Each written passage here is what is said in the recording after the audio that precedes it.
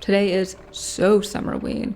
It is dark out because it has just been storming all day. And because of that, of course, I'm wearing Thunderstorm by Demeter, but it is still summer and it is 90 degrees. But I love summer. And one of my favorite memories about summer was doing the summer reading programs. I did as many as I could get my hands on. The three I would always do was the library, Barnes and Nobles, and then Half Price Books. Half Price Books was my favorite because I think I got something like a $5 reward to spend in store. And since I always shopped in the clearance section, it was like a free book. And my birthday is in summer, so I was always getting Half Price Books a gift card, so I would spend it at the same time. I was in Half Price Books this week, and no, I didn't buy anything because I am on a book buying ban. I just looked, okay, and I saw their adult summer reading program, and it has a coupon on the back that I'm very tempted to use. But that made all of the summer reading program memories just come flooding back to me, and I was inspired to make my own. There's a lot of adult summer reading programs you can find online, but the reason I want to make my own versus using one that's already made is because this year I have a goal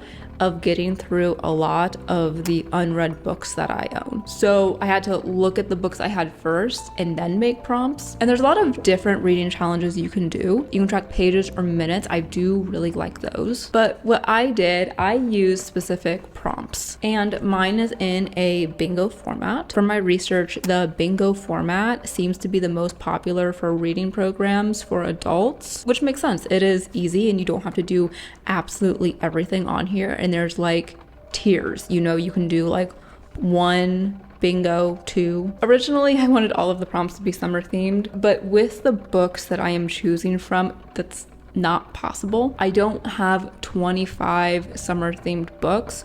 Also, I wanted to have multiple books to choose from for each prompt. So you'll see that some are summer themed, some are summer adjacent, and then some I just threw in. 22 of these are prompting me to read a book, and 3 of them are book related challenges. So let's get into the prompts. I'm going to show you some of my book options for some of the prompts, but I don't want to bore you. So first, the prompt is book set in summer. One of the books I could choose for this is Tender is the Night. Next, I have books with a waterfront setting. One option for me is Sinbad the Sailor. The next prompt is books that I bought in a previous summer. I have a lot of options for these, but just 3. We have Cat's Cradle, Hickory Dickory Death, Agatha Christie, and Death on the Nile, which I am in the middle of reading. I am gonna count books that I am in the middle of reading as counting towards this. Involves a party, fair, event, etc. Potentially Anna Karenina, whatever, this book. One of the challenges that does not involve reading another book is to write 10 book reviews. I do not have to post my reviews, they can just go into my journal. A book I've wanted to read for years. I do have some books I've held on to for probably 10 plus years that I have not got around to reading, just because there's always something more interesting to read. One of those is Night Circus. I think I started this one. Oh, yeah.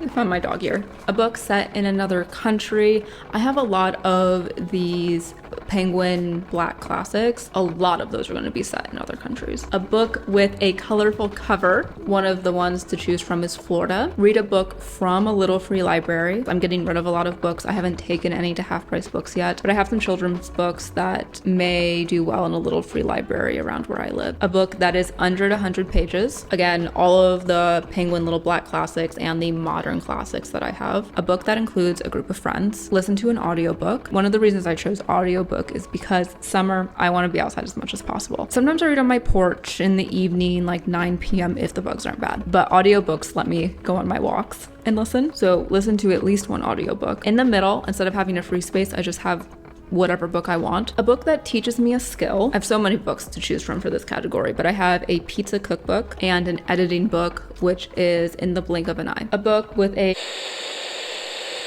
We're back. I just had to stick my phone in the refrigerator. It may be time to retire my iPhone 13 mini. All right, where were we? Vacation or getaway in the plot. Recommended on social media. There are some books I bought because of social media. Well, not because of social media, because I was looking for recommendations and these came up as options. 2 of these are Crime and Punishment. And well, I guess I didn't buy this one because of social media, but it has become popular on social media. I've had it for like 10 years.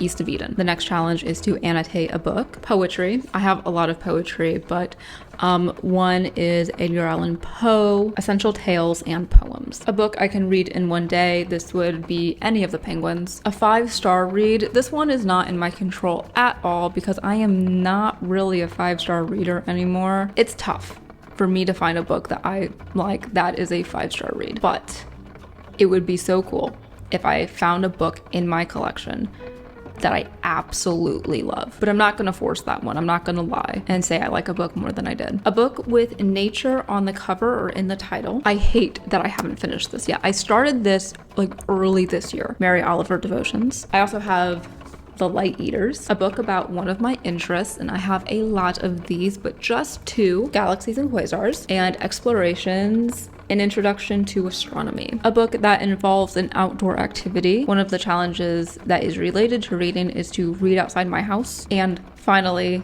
involves a mystery or secret. You can tell some of these prompts are kind of a little bit vague just because hey, I want to have options. But there's more. If we turn it around, we have prizes, because what is a reading challenge without prizes? And I didn't go crazy on the prizes because honestly, just getting through some of my collection is going to be a reward in itself. But I do have 3 prizes. If I can complete 1 row, 1 bingo, then I get to buy some sort of book accessory. There's 3 that I've been looking at.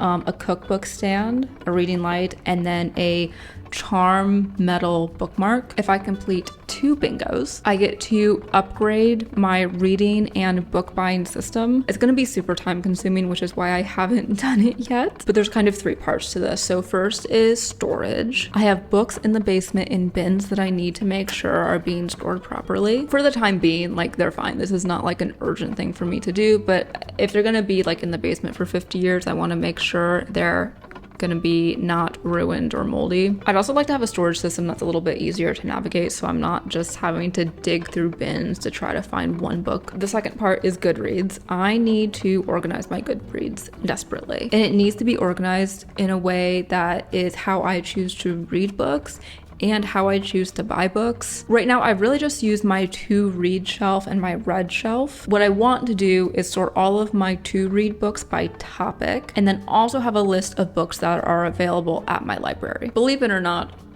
I actually do get most books from the library if I want to read them. And then I also want to make a list of books that my library doesn't have, because then I can go through and keep checking, see if they've bought it, or I could also put in a request for them to buy it. And then I want to make a to buy list. And when I buy books, I almost always get them used. And sometimes I want these books that aren't super popular, so it's one of those things I have to keep checking a books and thrift books. And then I also go to half price books, and I thrift books just in Goodwill, Salvation Armies. So having a list of books that I'm looking for before I physically go into a store is going to be really helpful. And then third is Libby Magazine. I only have 1 library card on my Libby account. It would be very cool to get more. And then the final prize is not if I check all 25 of these off, is if I check 20 off. I think I mentioned this before, but I'm not gonna force like a 5-star read. But if I check 20 off, I get to have a book shopping day. I know I just said I was on a book buying ban, but what good is a reading challenge if you aren't rewarded with a book at the end? So I would love to spend a day just going to half price books and thrift stores and